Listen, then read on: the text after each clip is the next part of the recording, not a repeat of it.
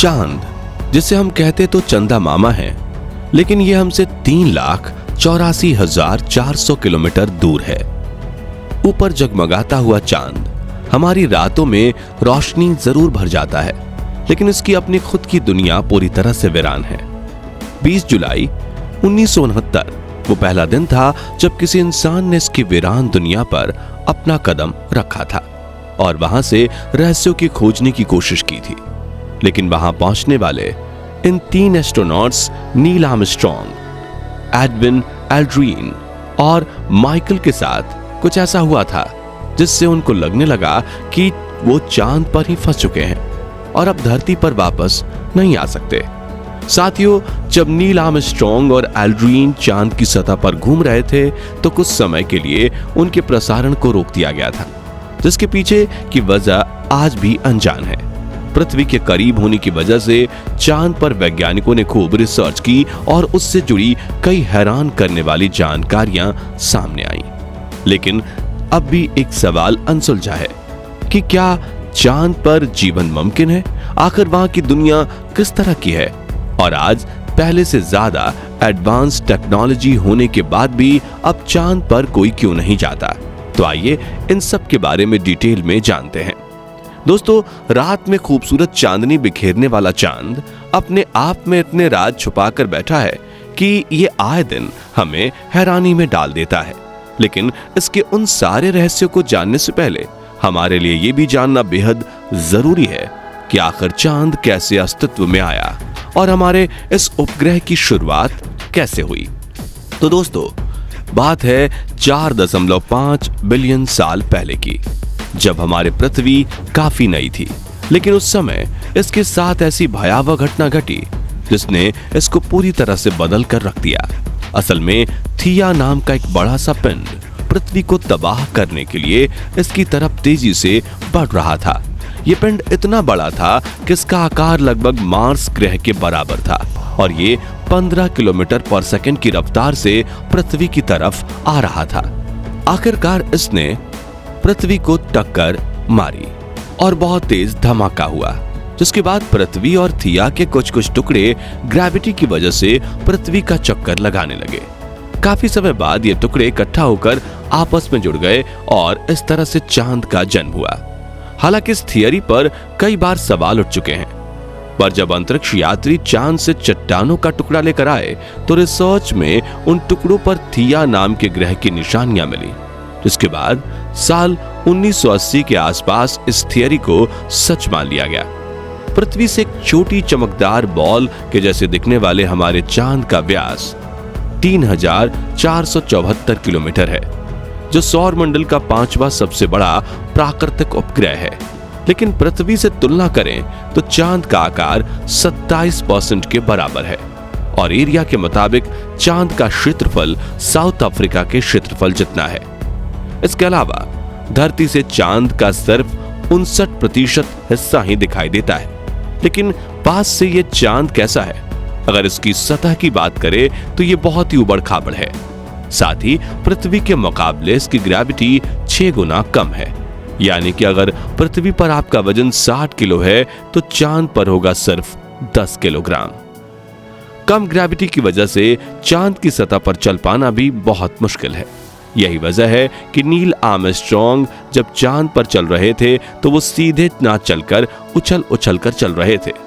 पर हैरानी की बात यह है कि उनके जूतों के निशान अब भी चांद पर वैसे ही मौजूद हैं जैसे पहले दिन थे। और इस चमत्कार के पीछे की वजह है हवा। चांद पर पृथ्वी के जैसी हवा मौजूद नहीं है, इसलिए अब भी वो फुटप्रिंट वहीं पड़े हुए हैं, जैसा कि यहां से अभी अभी कोई चलकर गया हो। इसके अलावा चांद पर कई सारे बैग्स पड़े हैं। हाँ, हम उन्हीं बैग्स की बात कर रहे हैं जिसमें आप सामान पैक करके ले जाते हैं। पर ये चांद पर बैग कहां से आए? असल में ये उन अंतरिक्ष यात्रियों के हैं जो चांद पर जा चुके हैं और इन बैग्स में कोई रिसर्च टूल, कैमरा या रिकॉर्डर नहीं है, बल्कि उनकी उल्टियां और मलमूत्र हैं जिसे उन्होंने वहां फेंका था। चांद पृथ्वी का एक चक्कर लगभग 28 दिनों में पूरा करता है। जब ये अपनी कक्षा में घूमता है, सूरज और पृथ्वी के बीच होकर गुजरता है तो सूरज को पूरी तरह से ढक लेता है तो उसे ही सूर्य ग्रहण कहते हैं। अब वैसे तो सूरज चांद से इतना बड़ा है कि उसमें 13 लाख पृथ्वी समा सकती हैं। हाँ साथियों, आपने सही सुना, सूरज का आकार इतना बड़ा है कि उसमें एक दो नहीं बल्कि 13 लाख पृथ्वी समा सकती है। इसके बावजूद जब हम पृथ्वी से सूरज और चांद दोनों को देखते हैं तो इनका आकार लगभग एक जैसा ही दिखाई देता है। ऐसा इसलिए क्योंकि चांद सूरज से 400 गुना छोटा है, लेकिन सूरज के मुकाबले पृथ्वी से 400 गुना करीब है। चांद दिखने में भले ही गोलाकार लगे, लेकिन ये गोलाकार नहीं, अंडाकार शेप में है, जिसके एक तरफ 180 डिग्री सेल्सियस तापमान है तो दूसरी तरफ 153 डिग्री सेल्सियस। जिस तरफ चांद का लाइट वाला हिस्सा होता है उस तरफ इसका तापमान 180 डिग्री तक पहुंच जाता है, और वहीं जिस तरफ अंधेरा रहता है उस तरफ चांद का तापमान करीब -153 डिग्री तक पहुंच जाता है। इसका साउथ पोल यानी दक्षिण ध्रुव इतना ठंडा है कि शायद ही वहां कोई जिंदा बच पाए। ऐसे में वहां बस्ती बसाने की कल्पना भी हम नहीं कर सकते। यही वजह है कि चांद पर अभी तक जितने भी अंतरिक्ष यात्री गए वो इसके नॉर्दर्न एरियाज में ही उतरे। इसके बावजूद भी नील आर्मस्ट्रांग और उनके साथियों के साथ एक ऐसा हादसा हुआ जिसने उनके रोंगटे खड़े कर दिए थे, और उन्हें लगने लगा था कि अब वो कभी पृथ्वी पर वापस लौट नहीं पाएंगे। दरअसल चांद पर लो ग्रेविटी की वजह से लैंडिंग के समय स्पेसक्राफ्ट के फ्यूल पाइप का प्रेशर जरूरत से ज्यादा बढ़ चुका था, जिससे फ्यूल बर्फ का रूप लेने लगा था। यह प्रेशर इतना ज्यादा था कि स्पेसक्राफ्ट कभी भी ब्लास्ट हो सकता था। अब जरा इमेजिन कीजिए कि अगर ऐसा होता तो धरती पर आना इनके लिए नामुमकिन हो जाता और ये चांद पर ही अपनी आखिरी सांस लेते। लेकिन 2.5 घंटे चांद पर घूमने के बाद इसे चमत्कार ही कहिए कि स्पेसक्राफ्ट के पाइप का प्रेशर कम होने लगा और बर्फ भी पिघलनी शुरू हो गई। तब जाकर सभी की सांस में सांस आई। दोस्तों, चांद पृथ्वी के चारों तरफ चक्कर लगाता है, जिस वजह से धरती पर दिन और रात होती है। और आपको बता दें कि अगर चांद गायब हो जाए तो धरती पर सिर्फ 6 घंटे का दिन होगा। इसके अलावा ये रोशन चांद जिसकी चमक को हम घंटों बैठे देख सकते हैं, असल में ये उसकी खुद की रोशनी है ही नहीं, बल्कि ये सूरज का रिफ्लेक्शन है, जिससे वो चमकदार नजर आता है। साथियों, अब अगर चांद पर जीवन बसाने की बात की जाए तो इसके दक्षिणी ध्रुव के करीब कई सारे गहरे गड्ढे मौजूद हैं, जिनमें बर्फ के रूप में पानी मौजूद होने की संभावना जताई गई है। और इस चीज की खोज हमारे भारत के वैज्ञानिकों ने की है। लेकिन हम मनुष्यों के लिए जीने की एकमात्र जरूरत पानी ही नहीं है, बल्कि हमें और भी कई प्राकृतिक संसाधनों की जरूरत होती है। अगर बात करें ऑक्सीजन की, तो वैज्ञानिकों ने पता लगाया कि वहां की चट्टानों में ऑक्सीजन मौजूद है। इसलिए अगर वहां इंसानी बस्ती बसाई गई तो आराम से पानी और हवा का बंदोबस्त किया जा सकता है। इसके अलावा चांद पर बड़ी मात्रा में हीलियम मौजूद है, जिससे एनर्जी मिल सकती है। साथ ही मंगल और बृहस्पति ग्रह के बीच सूरज का चक्कर लगाते हुए लाखों पिंड घूम रहे हैं, जिनमें से कुछ चट्टानों का आकार फुटबॉल के बराबर छोटा है तो कुछ का बहुत ज्यादा बड़ा।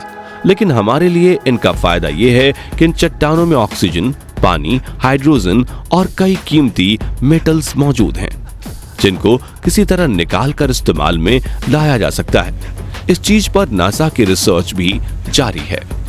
अब चांद पर बस्ती बसाने का हमें रीजन तो मिल गया है, लेकिन यह इतना आसान भी नहीं है, क्योंकि दिन के समय इसका टेम्परेचर बहुत ही ज्यादा बढ़ जाता है, वहीं रात में जीना मुश्किल।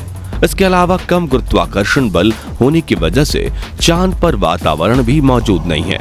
ऐसे में अंतरिक्ष से आने वाला हानिकारक रेडिएशन भी हम मनुष्यों के लिए बहुत ही ज्यादा घातक हो सकता है। अब बात करें चांद पर आखिरी मानव यात्रा की, तो वो दिसंबर 1972 में हुई थी और उसके बाद से कोई भी इस उपग्रह पर नहीं जा पाया है। मगर साथियों, सवाल ये उठता है कि आखिर क्यों? क्या वैज्ञानिकों को लगने लगा है कि चांद पर रिसर्च करना अब वेस्ट ऑफ टाइम है?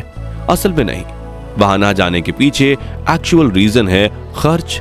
चांद पर अंतरिक्ष यात्रियों को भेजने में लगभग $35 अरब का खर्चा आता है, जिस वजह से मिशन को बार बार दोहराना बहुत ज्यादा मुश्किल टास्क बन गया है। पर हमें उम्मीद है कि आने वाले समय में फिर से चांद पर अंतरिक्ष यात्री भेजे जाएंगे और इसके कई और अनसुलझे रहस्यों से पर्दा हटेगा। वैसे आपको क्या लगता है, चांद हम इंसानों का दूसरा घर बन सकता है या नहीं? अपना जवाब कमेंट बॉक्स में जरूर शेयर कीजिएगा। बाकी आज के लिए बस इतना ही। वीडियो अच्छी लगी हो तो इसे लाइक और शेयर जरूर करना, और अगर आप चैनल पर नए हैं तो चैनल को सब्सक्राइब और फेसबुक पेज को फॉलो जरूर करें। मिलते हैं जल्दी ऐसी एक और इंटरेस्टिंग वीडियो के साथ, तब तक के लिए गुड बाय।